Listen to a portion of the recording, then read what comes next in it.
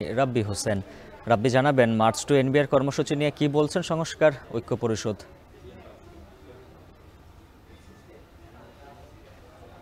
সংস্কার ঐক্য পরিষদের মূলত 4টি দফা দাবি ছিল। এনবিআর যেই নীতিগত পরিবর্তন বা সংস্কার, পাশাপাশি এনবিআর এর চেয়ারম্যানকে মূলত 4টি দফা দাবি ছিল। এনবিআর যেই নীতিগত পরিবর্তন বা সংস্কার, পাশাপাশি এনবিআর এর চেয়ারম্যানকে অপসারণের দাবি সহ 4টি দাবি থাকলেও মূলত আজকে তারা এখন এই মুহূর্তে একটি দাবি করছেন যে এনবিআর এর যে চেয়ারম্যান তাকে অপসারণ করতে হবে। এবং তাদের আজকের এই মার্চ টু এনবিআর কর্মসূচি সকাল 9টার পর শুরু হয়েছে। এখানে অংশ নিয়েছেন ঢাকা থেকে, ঢাকার বাইরে থেকে, বিভিন্ন জেলা শহর থেকে আসা এনবিআর এর যে কর্মকর্তা রয়েছে তারাই আসছেন মূলত আজকে তারা এখানে পালন করছেন। এখানে যার কারণে এখানে এনবিআর এর কর্মকর্তা যারা রয়েছেন তারা এখানে যে কথাগুলো বলছেন সেই কথা, তাদের যে অপসারণ, সেই অপসারণটাই আসলে তাদের প্রয়োজন। এটা বলছেন যে এনবিআর এর যে চেয়ারম্যানকে অপসারণ করা না হলে তাদের যে এই আলোচনা, সেই আলোচনায় তারা বসবেন না, এই কথা তারা বলছেন।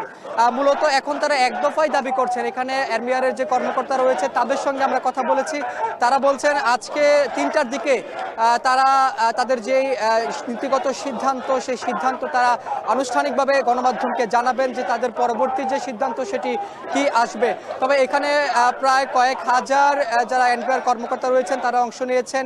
বিপুল পরিমাণ আইন শৃঙ্খলা রক্ষাকারী বাহিনীর সদস্যরা এখানে রয়েছে, তাদের মোতায়েন করা হয়েছে। বিজিবি রয়েছেন, কোস্ট গার্ড রয়েছেন, পাশাপাশি সেনা সদস্যরা রয়েছেন, পুলিশের কর্মকর্তা রয়েছেন, যাতে কোনো প্রকার অপ্রীতিকর ঘটনা এই মুহূর্তে এনবিআর এর অফিসের নিচে না ঘটে সেই বিষয়টি তারা নিশ্চিত করার জন্য এখানে দাঁড়িয়েছেন। মূলত তাদের যে এনবিআর যে সংস্কার বা অধ্যাদেশ জারি হয়েছিল সেটি অবিলম্বে বাতিলের দাবি ছিল এর আগে, এবং এনবিআর সংস্কারে তাদের যেই নীতিগত সিদ্ধান্ত করার ক্ষেত্রে এনবিআর এর সকল কর্মকর্তাদের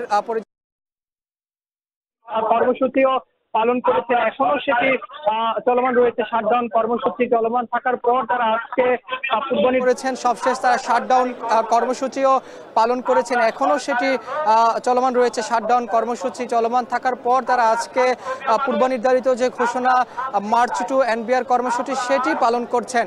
এবং এখানে তারা বলছেন শান্তিপূর্ণভাবে তাদের যেই দাবি চেয়ারম্যানকে অপসারণ করা না হলে তারা কোনো প্রকার অর্থ মন্ত্রণালয়ের সঙ্গে আলোচনায় বসবেন না, এটি তারা এখানে বলছেন এই মার্চ টু এনবিআর কর্মসূচিতে।